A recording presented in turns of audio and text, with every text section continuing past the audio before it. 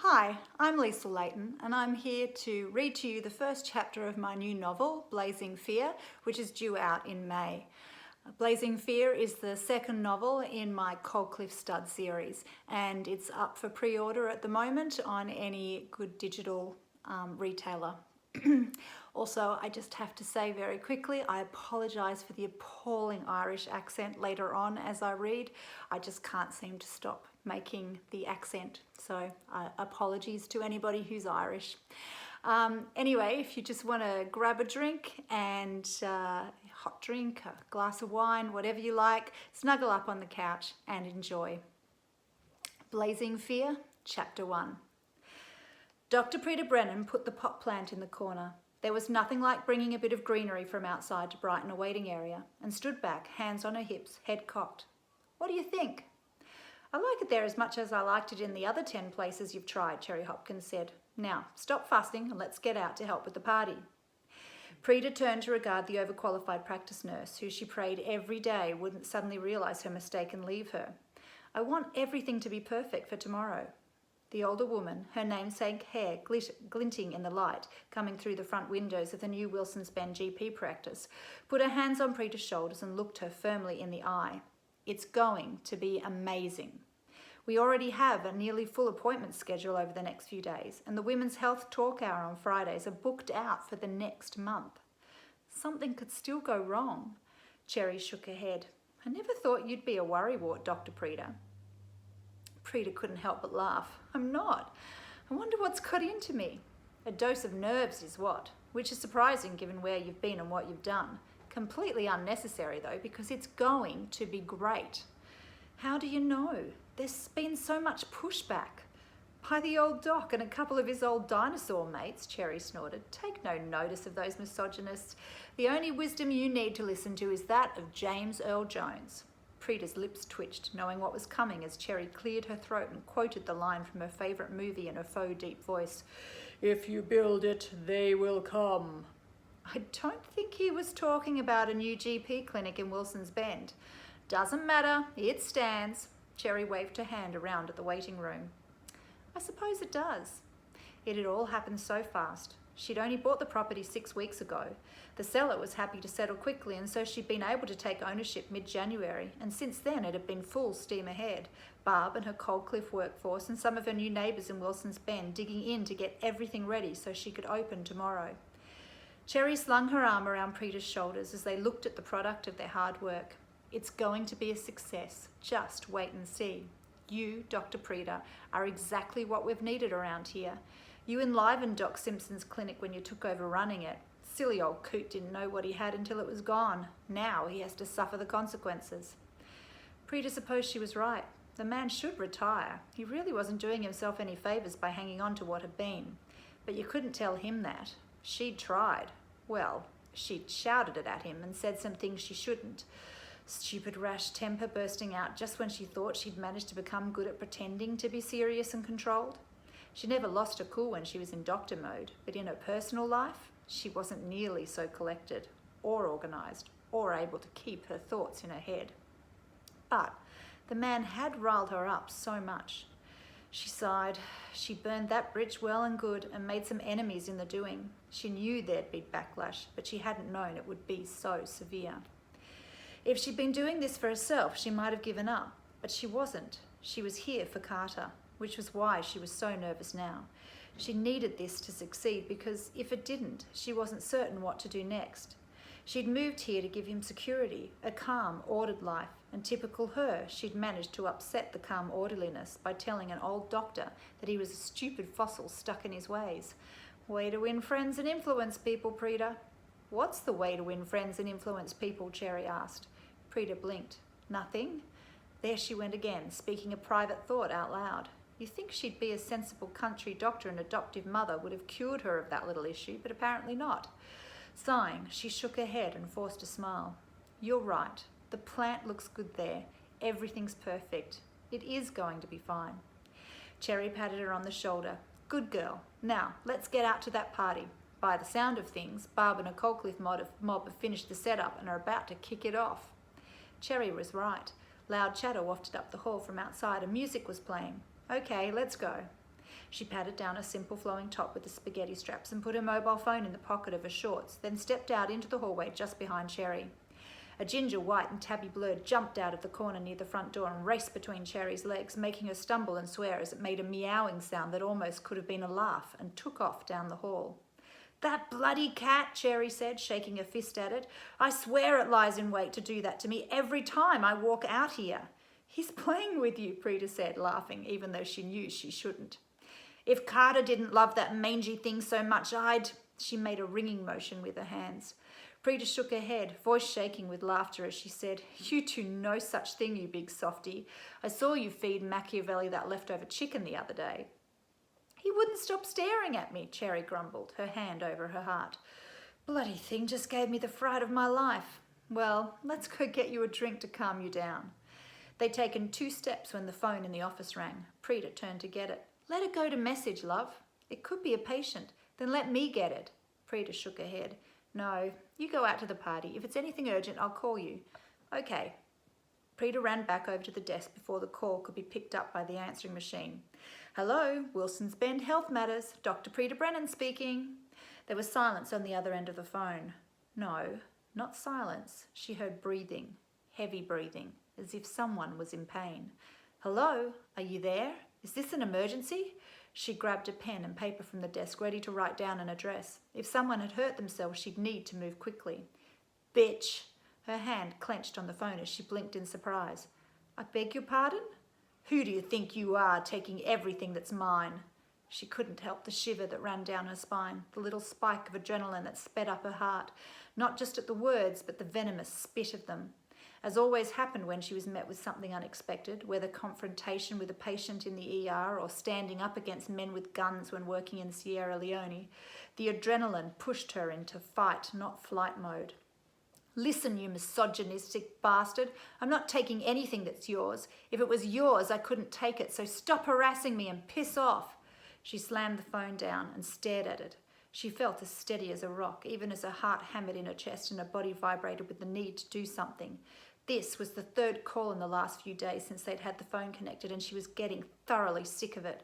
Doc Simpson and Bob Thompson and their pack of dinosaurs couldn't get away with this. She needed to call the police. She reached for the phone again to report the harassment. "Mummy?" She swung around at the plaintive sound. Carter stood in the doorway. Oh God, had he heard what she'd said? He was such a worrier, not surprising given what he'd been through in his young life. He didn't look too worried, so maybe he hadn't heard any of it. She put on a bright smile and walked over to him. She could call the police later. "What is it, buddy?"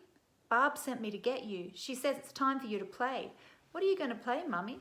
She laughed gently. She didn't mean that kind of play. She just meant it was time to come out to the party. She held her arm out to him. "Will you escort me, kind sir?"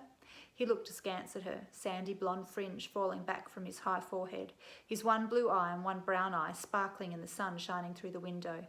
"Are you pretending to be in one of your books again, Mummy?" "Maybe. Do you mind?" In answer, he grabbed her hand and pulled her down the hall. "Let's go!" She halted at the top of the back veranda steps to take in the scene before her. Carter, spying his friends in the garden below, whooped and let go of her hand to jump down the stairs and race over to join them. She watched him go with a smile on her face and then let her gaze rove around the party that already seemed to be in full swing. As always, she was astonished at how quickly and efficiently Barb and the Coldcliff mod could put together a party, or a crew to renovate a beautiful old Federation house and turn it into not only a place for her and Carter to live, but into the base for her new practice as well.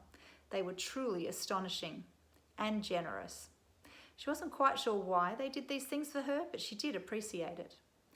"What do you think?" Barb asked, coming up beside her, 2 huge bowls of salad perched on her hips, the rainbow colours in her hair glinting in the late afternoon sun, her sun-browned face creased with the lines of a life that had been mostly full of laughter, love and smiles. Prita had been amazed to discover the woman was a grandmother of a 30-year-old when she'd first moved here, but she supposed when you started your family at 18, and then your eldest daughter had their child at 18, being a young grandmother was part of the gig. "It's amazing. Thank you." She reached for one of the huge bowls. "Here, let me help you with one of those." Barb shifted away. "No help necessary. You go and get yourself a drink and circulate. You're the guest of honour and need to go chat with your guests." "But I should do something to help." "You are helping. You've kept Flynn occupied this last month." Her gaze turned to her younger son, who was setting up chairs in the backyard. This time of year is so hard for him. Frida frowned as her gaze went straight to Flynn as he lifted and placed chairs on the grass. Her mouth dried as she watched the muscles in his arms flex. He was so damn sexy. Even the scattering of freckles on his sun-kissed skin was sexy.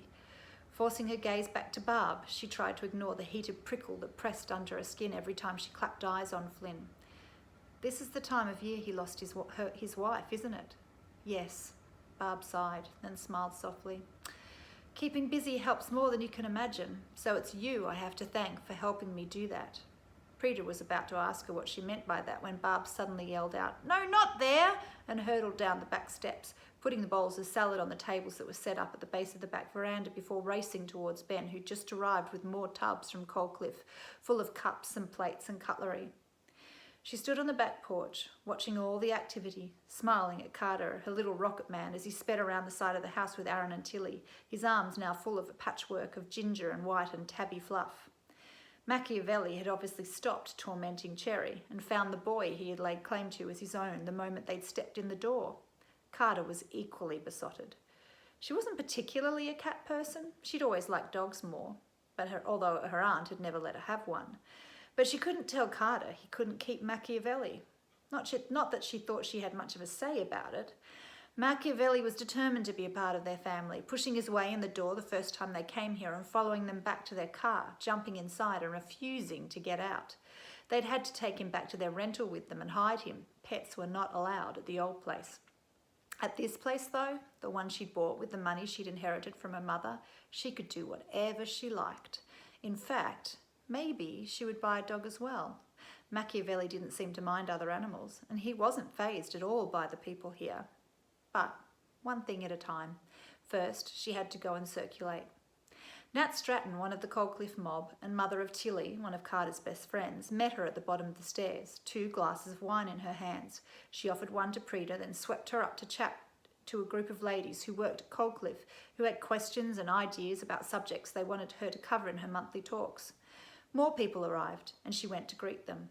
A while later, she noticed a lone man arrive. It was Max Smith, another new shop owner in Wilson's Bend, who she'd met for the first time yesterday when he came down to get treatment for a burn. He made his own candles to sell in his new business and had spilled hot wax on himself. She'd treated him, even though they weren't officially open, and invited him to the party. He'd seemed quite shy, so she was glad to see he'd made the effort, although he was standing back watching rather than joining in. So she excused herself from the group she was talking to and went over to him. "Max, hi, nice to see you." He smiled nervously at her, ducking his head down so his hair flopped over his face, and pushed his glasses up his nose. "Thanks for inviting me. Come and I'll introduce you to some of your neighbours." He hesitated and she smiled at him. "They don't bite, I promise." She gestured toward a group, including Ben, Lisa and Barb, and knew they'd have him feeling at ease in no time. They were standing next to the drinks table, and after she introduced him, Ben handed him a beer and immediately engaged him in talk about his business and what he planned to do. Someone called her name, and she excused herself, confident that the Coal Cliff crew wouldn't let Max feel out of place. After that, the time passed quickly as she moved from one group to the next, chatting to all the people who'd come down to help her celebrate the opening of her practice. "Don't you like your wine?" She clamped down on the buzz that fizzed through her system at the sound of that voice so close to her. Flynn. "What? Your wine. You've not drunk any. Don't you like it?" She looked at the still full glass and chuckled. "I've been talking too much." She took a sip. Blech. It was warm. "I'll get you another." He reached for the drink, his fingers brushing against hers, causing a frisson of awareness to chase goose pimples up her arm and across her breasts. Her phone buzzed in her pocket just then, making her jump and let go of the drink suddenly. Thankfully, Flynn had a firm grip on it so it didn't drop, but wine spilled all over his hand. Shooting him an apologetic smile, she dug in her pocket for her phone. She couldn't ignore her phone, even though sometimes she wished she could, as it had been the only point of contact for patients until she opened her practice. But she wasn't particularly ungrateful for the interruption now. This time, it wasn't for business though. Her papa's face flashed on the screen. "Sorry," she said to Flynn, "it's my papa." He smiled softly at her. "Go chat, I'll get you a fresh one." She nodded, and after excusing herself from the group, hurried up the driveway to the front of the house, away from them, from the noise, from Flynn, and answered the phone. "Hi, Papa." Hello, my angel. Diarmid Brennan's lyrical voice wrapped around her like it always did. What's that noise in the background? A housewarming party the folks at Coldcliff put on for me. So, you're ready to open? Yes. She couldn't help the grin that spread across her face. I'm still waiting on some things for the treatment room and a few things for the house, but the Coldcliff mob have been amazing, painting and fixing things to how I need them. I couldn't have done it without them. I'm so glad you found such wonderful friends. They were her friends. She hadn't had many in her life. Lots of acquaintances, but not many really good friends. The kind you could count on for anything. She thought maybe she just wasn't someone who made those kinds of friends. Her life too hectic, never settling in one place for long. But Barb and her Coldcliff mob had moved into her life so stealthily, she hadn't even realised they were truly in her life until now. So am I, she said softly. You okay, Angel? Yeah, fine. She made her voice bright again and changed the topic. I've ordered furniture for the spare bedroom too, so if you ever want to come and visit, you'll have a room to yourself. Sounds wonderful, although I'm not sure how soon I'll be able to get away. The tour dates have been extended. She swallowed her disappointment, used to it after so many years of being the daughter of a musician. It's going well? So far. It seems people are willing to pay to see an old rocker like me. You're not so old, Papa. He snorted down the phone. I am in this industry, positively ancient. Are you enjoying it though? I am, Angel. Although I miss seeing your pretty dimples. I miss you too. I don't see you enough. I know. I'm sorry about that. But I promise next time I'll take a break. I'll come and spend some time with you and that gorgeous grandson of mine. Is he there, by the way? I wanted to have a chat with him. He is here, but I'm not sure where. He was running around with his friends from Coldcliff. Did he like the t-shirt I sent him, and the hat, and the game? He loved them. Diarmid Brennan might be an absent grandfather, but he was a thoughtful absent grandfather. It seemed things didn't change. Although, if Carter was anything like her, he'd prefer to have his grumpy here with him than get all the gifts Diarmid sent from his tours around the world. But, like she'd had to when she was younger and could no longer tour with him after her mother died, Carter just had to deal with his absence. It's fine, Angel. Don't disturb him if he's having fun. But when everybody's gone, give me a call. I'd like to have a good chat with my little man. Also, I need to chat with you about a letter I got from Samantha's lawyer. Apparently the aunt she went to live with after the accident has died and left her some money, and because Carter is a son and lone survivor of her estate, the money will now go to him. That's great news. Yes, although it would have been good if the money had come 2 years ago. Maybe Samantha would still be alive if that was the case. You know that's not true, Papa. She would have just used it on drugs for herself and her friends. You don't know that. She could have used it to get clean. She shook her head, unable to argue with him about this. What had happened to his goddaughter had broken a part of him, especially given he'd been the one who'd sent her away after he could no longer deal with looking after his own daughter, let alone an extra. The life of a touring musician was a tough one and too complicated to be dragging 2 young girls along on the ride when he was suddenly a single dad and dealing with losing his wife and best friend in the same horrible plane accident. It had taken her years to understand why he'd sent her away, but she had come to an understanding of it and rebuilt her relationship with her father in the last few years, something Carter had definitely helped them both with. Samantha never had come to terms with it, holding on to the bitterness of not only losing her parents, but her second family as well. She'd made such a mess of her life, and Samantha's son, Carter, was still dealing with the upshot of his dead mother's problematic life choices. But going over all of that with her father again was pointless, so she simply said, "What do you need me to do?" He sighed. "There's a bit to it, and an issue with a stepson who's making some waves about her will, but I don't want to worry you with all that now. Just give me a call when you're done for the day, okay?" "I'll call you when everyone's gone." "Good. Great. Hang on." There was a muffled sound as he spoke with someone on the other end of the phone. "Sorry, Angel, but I have to go. Sebastian's calling for me. We have to get back into the studio."